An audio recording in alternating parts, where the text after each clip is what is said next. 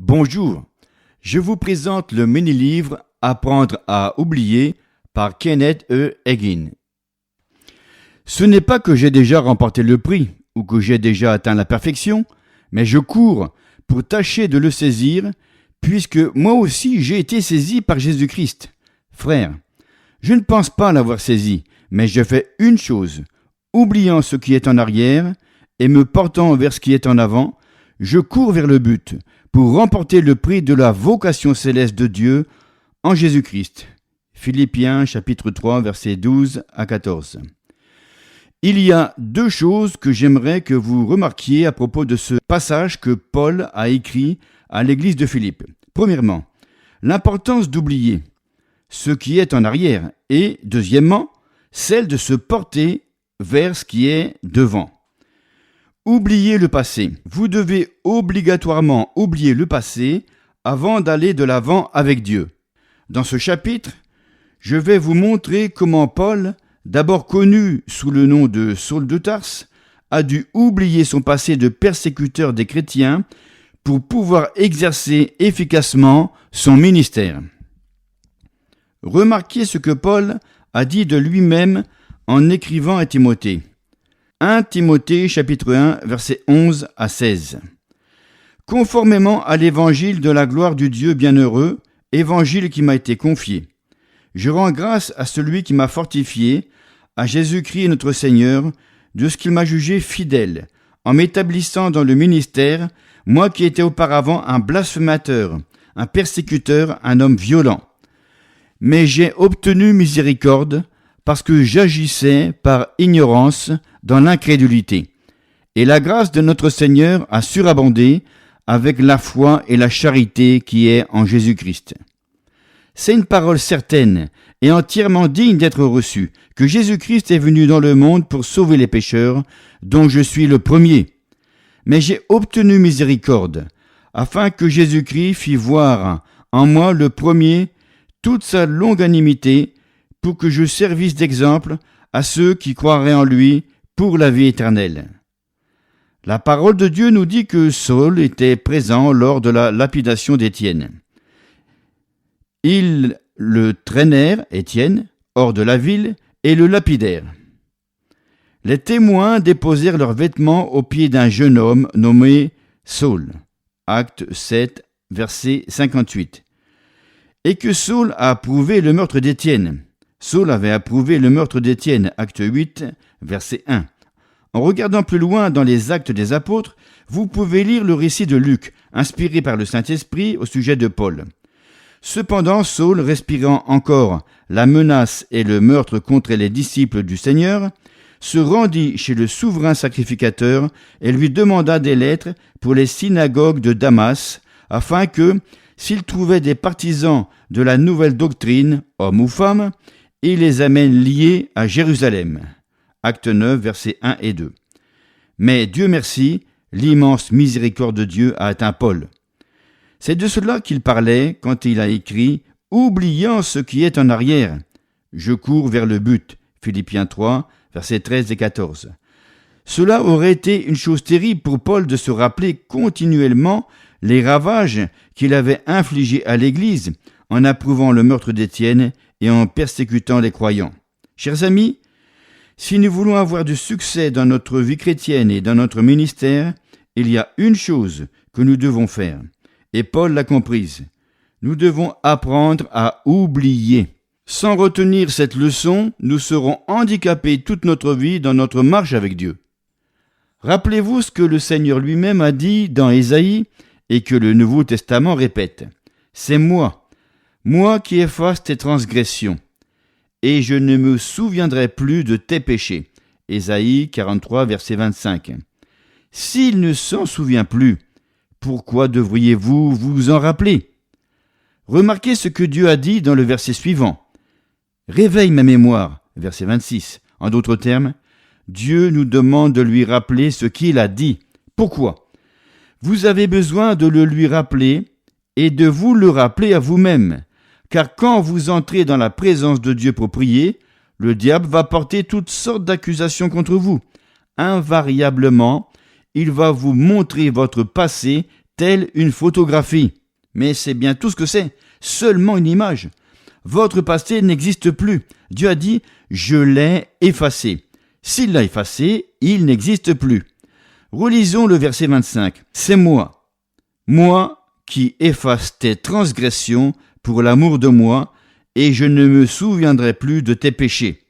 Dieu n'a pas dit qu'il ne se souviendrait plus de vos péchés ou de vos iniquités pour l'amour de vous, même si vous en avez le bénéfice. Il dit que c'est pour l'amour de lui-même qu'il ne se souviendra plus de vos péchés. Pourquoi ? Pour qu'il puisse vous bénir, pour qu'il puisse vous aider, pour qu'il puisse manifester sa grande miséricorde et son grand amour à votre égard. En regardant de plus près ce verset 26, nous relisons que c'est une invitation de Dieu à venir devant lui et à plaider notre cause. Cela parle de la prière. Réveille ma mémoire, plaidons ensemble, parle toi-même pour te justifier.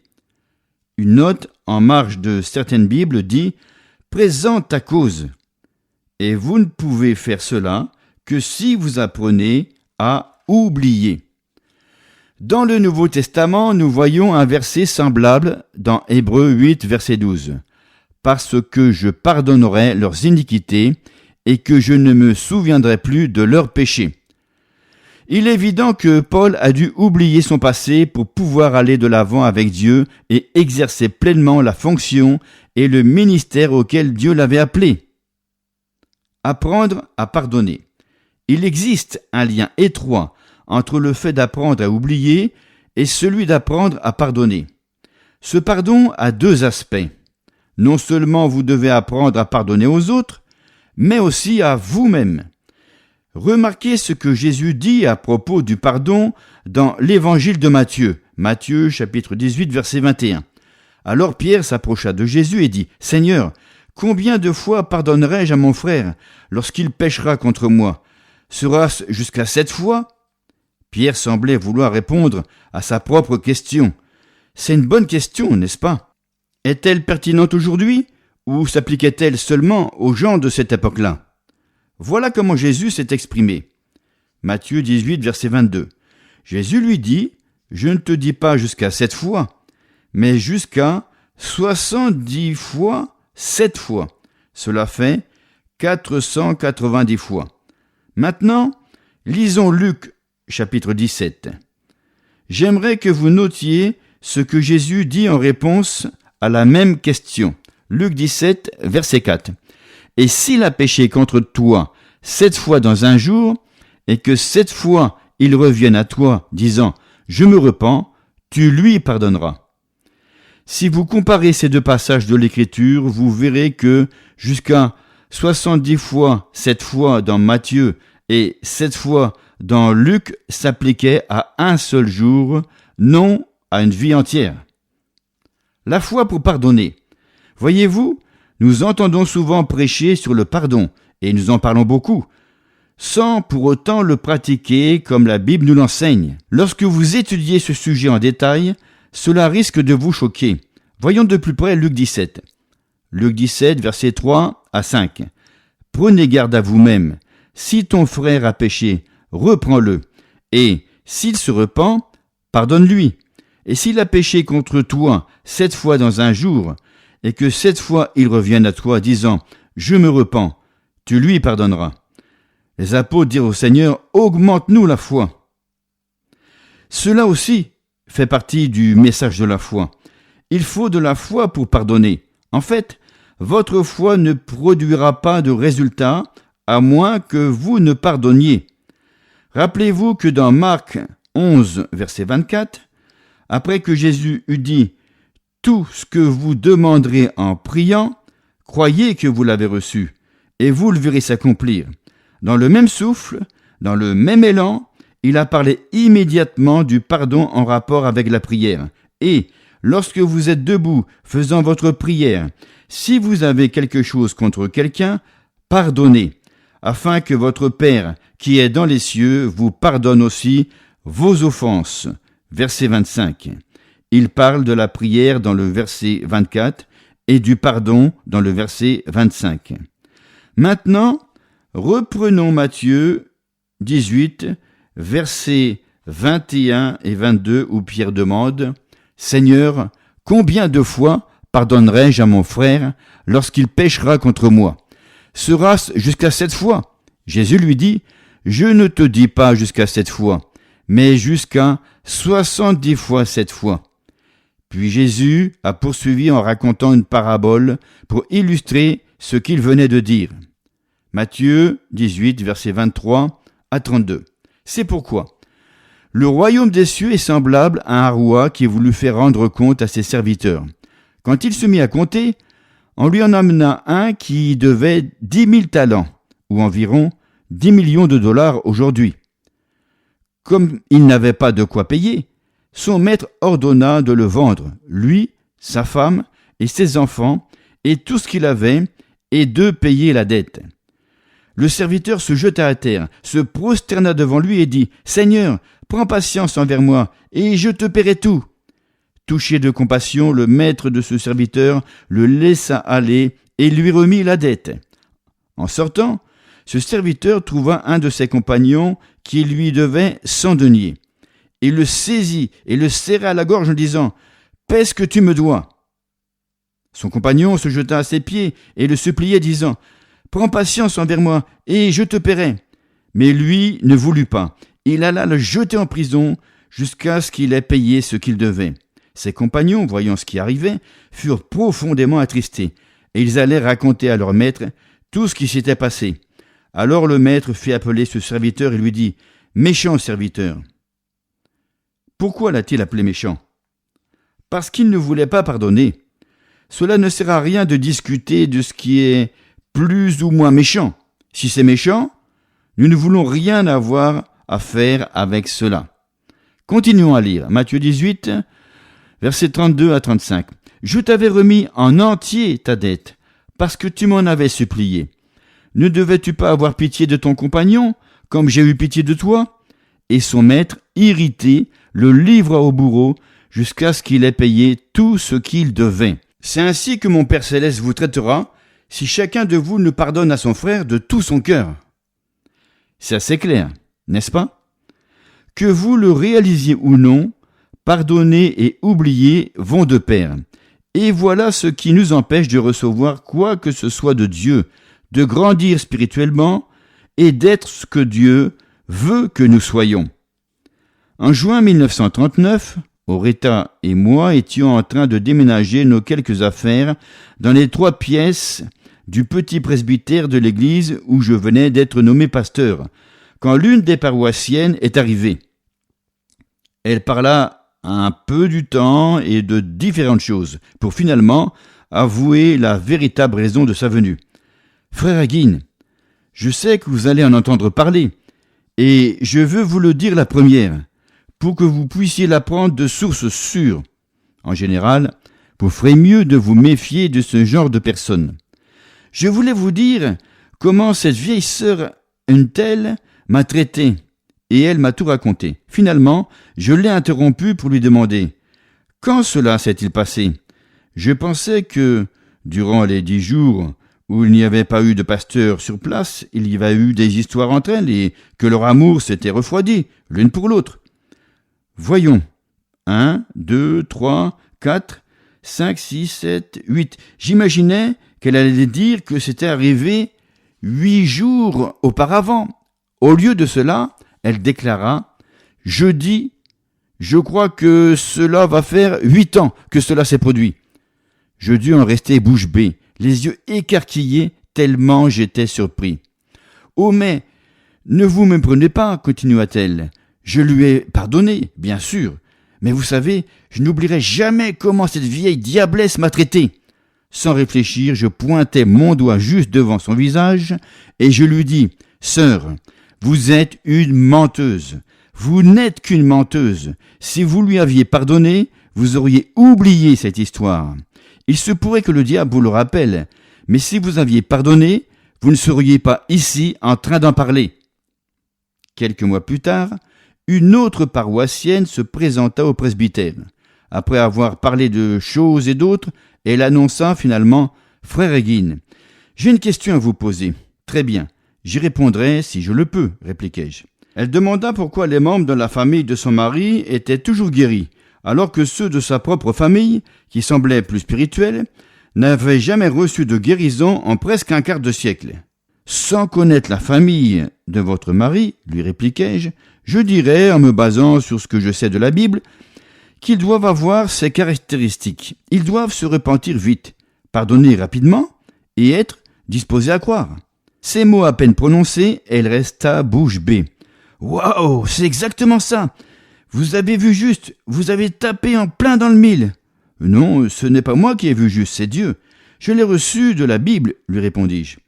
Je crois que les membres de la famille de mon mari sont les gens les plus rapides que je connaisse à se repentir, à pardonner et à croire. En fait, certains d'entre eux étaient restés longtemps en dehors de l'église, mais quand ils sont venus à l'autel, ils se sont repentis le plus vite, ont cru le plus rapidement et ont été bénis plus que n'importe qui d'autre. Chers amis, quand on croit en Dieu, comme le disait Smith Wigglesworth, Dieu passe au-dessus d'1 million de personnes pour vous atteindre. Puis la femme se mit à me parler de sa famille. Je crois que nous sommes les gens les plus lents que vous puissiez connaître quand il s'agit de pardonner. Nous finissons par pardonner, mais la seule raison pour laquelle nous le faisons, c'est parce que nous savons que nous devons le faire, et non parce que nous le voulons. Et je crois que nous sommes les gens les plus lents que vous puissiez connaître quand il s'agit de croire. Ainsi, nous pouvons voir l'importance de pardonner aux autres, afin de recevoir les bénédictions divines. Mais pour les obtenir, il faut faire plus que seulement pardonner aux autres. Se pardonner. Une autre chose qui entrave souvent les gens, c'est qu'ils sont réticents à se pardonner à eux-mêmes. Et cela est tout aussi mauvais que de ne pas pardonner aux autres. Il y a des années, je tenais une réunion à Fairhurst, et une dame m'a demandé de prier pour elle. Au début, elle hésitait, ne voulant pas me dévoiler son problème. Je lui ai expliqué, comment pourrais-je avoir de la foi pour quelque chose si je ne sais pas pourquoi je dois avoir de la foi? Ce n'est pas possible. Ou comment pourrais-je m'accorder à propos de quelque chose si je ne sais même pas pourquoi je m'accorde? Vous ne vous moquerez pas de moi, n'est-ce pas? Mais non, lui ai-je répondu. Je rirai peut-être avec vous, mais certainement pas de vous. Eh bien, a-t-elle expliqué, mon mari n'est pas sauvé. Nous étions déjà mariés depuis plusieurs années, avant que je ne vienne dans cette église et que je naisse de nouveau et sois rempli du Saint-Esprit. Avant d'être sauvé, je m'emportais toujours. J'étais vraiment impulsive. J'explosais littéralement, vous savez. Mais pendant ces 8 dernières années, j'ai été capable de me contenir. Il y a quelque temps, mon mari est rentré un samedi soir et il s'est comporté comme s'il était saoul. Il n'a jamais beaucoup bu durant toutes ces années depuis notre mariage. C'est vrai qu'il n'est pas chrétien, mais c'est un vrai gentleman. Je l'aime et il m'aime. Il n'est seulement pas encore sauvé. Mais là, je me suis fâché. J'ai piqué une crise et j'ai commencé à le frapper. Il s'est mis à hurler. Je ne suis pas ivre, j'ai seulement fait semblant. Je n'ai bu que 2 verres. J'ai juste imaginé que ce serait drôle de rentrer en faisant semblant d'être saoul. Elle a poursuivi. Cela m'a mise encore plus en colère et je me suis défoulé. Ensuite, je suis allé dans ma chambre en claquant la porte derrière moi. Après m'être calmé, j'étais si gêné d'avoir dit tant de choses que je n'aurais pas dû. Je me suis mis à genoux et j'ai prié presque toute la nuit. Cher Seigneur, pardonne-moi. Oh, mon Dieu. Le lendemain matin, au petit déjeuner, j'ai dit à mon mari, chérie, je te demande pardon. J'ai prié presque toute la nuit et je sais que Dieu dit dans sa parole qu'il me pardonne, mais j'aimerais que tu me pardonnes aussi. Il a répondu, eh bien, si quelqu'un doit demander pardon, c'est moi. C'est moi qui suis à l'origine de toute cette histoire. C'est moi qui suis coupable. Oui, mais je suis chrétienne et pas toi. Je me suis emporté et je n'aurais pas dû. J'ai dit des tas de choses. En fait, je ne me rappelle même plus tout ce que j'ai dit et fait. Non, a répliqué mon mari. C'est ma faute, pardonne-moi. Finalement, nous nous sommes mis d'accord pour nous pardonner l'un à l'autre. Bien, lui ai-je dit, Vous n'avez pas encore exprimé de requête de prière. Pourquoi voulez-vous que nous prions? J'aimerais que vous priez que Dieu me donne une émotion particulière pour que je sache qu'il m'a bien pardonné, a-t-elle répondu. Je me suis mis à rire. Je ne pouvais pas m'en empêcher. Ma sœur, vous rendez-vous compte de ce que vous venez de me dire? Vous venez de dire que vous avez plus de foi et de confiance en votre mari qui n'est pas sauvé qu'en Dieu. Vous lui avez demandé de vous pardonner et vous étiez d'accord de vous pardonner réciproquement. Et c'était réglé, n'est-ce pas? Oui, a-t-elle confirmé, c'est ça. Et pourtant, vous ne prenez pas Dieu au mot. Il a dit que si nous confessons nos péchés, il est fidèle et juste pour nous les pardonner et pour nous purifier de toute iniquité. 1 Jean 1, verset 9. Pourquoi ne croyez-vous pas sa parole? Lorsque votre mari a dit « Pardonne-moi, c'est ma faute », avez-vous quitté votre chaise pour vous mettre à genoux et dire « Seigneur, donne-moi une émotion spéciale pour que je sache qu'il m'a pardonné » Non, vous avez simplement pardonné à votre mari et il vous a pardonné. Avez-vous plus de foi et plus de confiance en votre mari non sauvé et en sa parole que vous en avez dans la parole de Dieu? J'ai poursuivi. Savez-vous quel est votre problème? Vous le savez, vous? Répondit-elle. Bien sûr, dis-je. Dites-le-moi alors. Vous ne voulez pas vous pardonner à vous-même parce que vous avez perdu votre sang-froid. Dieu vous a pardonné. Vous avez pardonné à votre mari et il vous a pardonné. Mais vous ne vous êtes pas pardonné à vous-même. Vous vous en voulez. Pardonnez-vous et vous vous sentirez bien. Vous n'aurez pas à prier que Dieu vous donne une émotion particulière. Quelques jours plus tard, lorsqu'elle est revenue, je n'avais pas besoin de lui poser de questions. Son visage brillait comme une enseigne au néon dans la nuit. Elle était tout sourire parce qu'elle s'était pardonnée à elle-même. Vous devez faire ce premier pas. Vous ne pouvez pas remporter le prix de la vocation céleste en Jésus-Christ à moins d'oublier les choses qui sont en arrière. Et pour les oublier, il vous faut pardonner, non seulement aux autres, mais aussi à vous-même. Voyez-vous, nous devons pardonner comme Dieu le fait. Vous rappelez-vous Éphésiens 4, verset 32 ? Soyez bons les uns envers les autres, compatissants, vous pardonnant réciproquement, comme Dieu vous a pardonné en Christ. Comment Dieu pardonne-t-il? Il oublie. Pardonner et oublier vont de pair. Certaines personnes ne l'ont pas encore fait. Si vous avez besoin de pardonner à quelqu'un, faites-le. Mais pardonnez-vous aussi à vous-même les erreurs, les échecs et les fautes du passé. Je me rappelle d'un certain homme d'affaires dans une réunion que je tenais. Je lui avais imposé 3 fois les mains pour la guérison, mais il n'avait pas été guéri. Tous les évangélistes célèbres de cette époque qui prêchaient la guérison lui avaient imposé les mains. Il était allé à toutes leurs réunions. Il me raconta qu'il avait eu une crise cardiaque et qu'il avait une grave maladie rénale. Ses médecins lui avaient recommandé de vendre son entreprise. Il lui avait dit que s'il continuait à prendre ses médicaments et s'il se reposait, il pourrait vivre encore 2 ans. Il n'avait que 54 ans. Je me suis mis d'accord pour le recevoir dans mon bureau de pasteur. En chemin, pour aller le rencontrer, j'avais l'impression que quelqu'un était assis à l'arrière de ma voiture. J'ai réalisé que c'était le Seigneur qui me parlait. Il me mit au défi. « Penses-tu que je te demanderais de faire quelque chose que je ne voudrais pas faire moi-même » Je répondis, « Eh bien non, Seigneur, tu ne ferais pas cela. Si tu me demandais de faire quelque chose et que tu ne voulais pas le faire, ce serait injuste, et tu n'es pas injuste. » Cette voix répéta, « Penses-tu que je te demanderais de faire quelque chose que je ne voudrais pas faire moi-même ?»« Non, Seigneur, ai-je répondu. Tu ne ferais pas cela. Si tu me demandais de faire quelque chose et que tu ne voulais pas faire la même chose, ce serait injuste. Et tu n'es pas injuste, tu es juste et droit. » Un peu plus tard, il me demanda pour la 3e fois, « Penses-tu que je te demanderais de faire quelque chose que je ne voudrais pas faire moi-même ?»« Non, répondis-je, tu ne ferais pas cela. Ce serait injuste. » Alors il poursuivit, « Penses-tu que je te demanderais de pardonner à ton frère s'il revenait et se repentait et qu'il disait « Pardonne-moi 490 fois en un seul jour et que je ne voudrais pas le faire moi-même ?» Mais certainement tu voudrais le faire. C'est ce qui m'a amené à réfléchir et à étudier ce sujet. J'ai dû faire des recherches et lorsque j'ai considéré les deux références ensemble, j'ai compris qu'il parlait de pardonner 490 fois dans la même journée.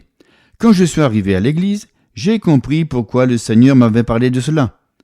Pendant notre entretien, l'homme d'affaires m'a expliqué. « Frère Yin, j'ai été sauvé et baptisé du Saint-Esprit il y a 35 ans. Tous les évangélistes américains spécialisés dans la guérison ont prié pour moi. Et j'ai fait tant d'erreurs. J'ai échoué si souvent pendant ces 35 dernières années. J'étais prêt à son égard. Dieu m'avait préparé pour lui. Je lui ai demandé, « Croyez-vous que Dieu vous demanderait de faire quelque chose qu'il ne voudrait pas faire lui-même » ? « Non, bien sûr que non, » a-t-il répondu. Je lui ai fait comprendre qu'il ne s'était pas pardonné les erreurs qu'il avait commises durant les 35 dernières années. Lorsqu'il s'est pardonné, je lui ai imposé les mains. Il s'est rendu compte que Dieu lui avait entièrement pardonné au moment où il s'était repenti et qu'il lui avait demandé d'être pardonné. Il n'en était pas sûr auparavant. C'est alors qu'il a reçu sa guérison. Des années plus tard, j'ai prêché dans cette même région et des membres de la famille de cet homme ont raconté qu'il s'était retiré des affaires l'année précédente. Il avait 75 ans et gérer son entreprise ne l'intéressait plus, m'ont-ils expliqué. Alors, il a décidé d'arrêter de travailler pour aller à la pêche pendant un certain temps. Le refus de pardonner est un des obstacles qui se mettent en travers de la guérison de beaucoup de gens, bien qu'ils la cherchent, la veuillent et demandent à d'autres de prier pour eux. Mais jusqu'à ce qu'ils corrigent leurs pensées, la guérison ne fonctionnera pas pour eux. Mais si les croyants décident d'oublier les choses du passé, de pardonner aux autres et de se pardonner à eux-mêmes, comme Dieu leur a pardonné, ils seront en mesure de recevoir les bénédictions de Dieu dans leur vie. Si vous voulez recevoir Jésus dans votre cœur, déclarez à haute voix ce qui suit. Bien-aimé Père Céleste, je viens à toi au nom de Jésus-Christ. Ta parole déclare « Je ne mettrai pas dehors celui qui vient à moi ». Jean 6, 37. C'est pourquoi je crois que tu ne me repousses pas, mais que tu m'acceptes. Je t'en remercie. Ta parole déclare aussi « Quiconque invoquera le nom du Seigneur sera sauvé ». Romains 10, verset 13. Je fais appel à ton nom et je sais que je suis sauvé. Il est également écrit « Si tu confesses de ta bouche le Seigneur Jésus, et si tu crois dans ton cœur que Dieu l'a ressuscité d'entre les morts, tu seras sauvé. Car c'est en croyant du cœur qu'on parvient à la justice, et c'est en confessant de la bouche qu'on parvient au salut. » Romains 10, verset 9. Je crois de tout mon cœur que Jésus-Christ est le Fils de Dieu. Je crois que Dieu l'a ressuscité d'entre les morts pour me rendre juste devant lui. Et je confesse maintenant qu'il est mon Seigneur. Merci Seigneur. Pour vous souvenir du jour où vous avez fait cette déclaration de foi à votre Père Céleste, vous pouvez inscrire cette date dans votre Bible ou sur une feuille de papier avec votre signature. Écrivez-nous aussi pour nous témoigner de cela et de ce que cet audiobook vous a apporté. Ce sera une joie pour nous. Voici l'adresse. Édition Victoire, édition avec un S. Boîte postale 1357 06006 Nice, CEDEX 1, France. Je répète, édition Victoire, boîte postale 1357 06006 Nice, CEDEX 1, France. Notre contact email info édition Victoire en un seul mot avec un S à édition.com. Je répète, info édition victoire en un seul mot, .com. Au revoir.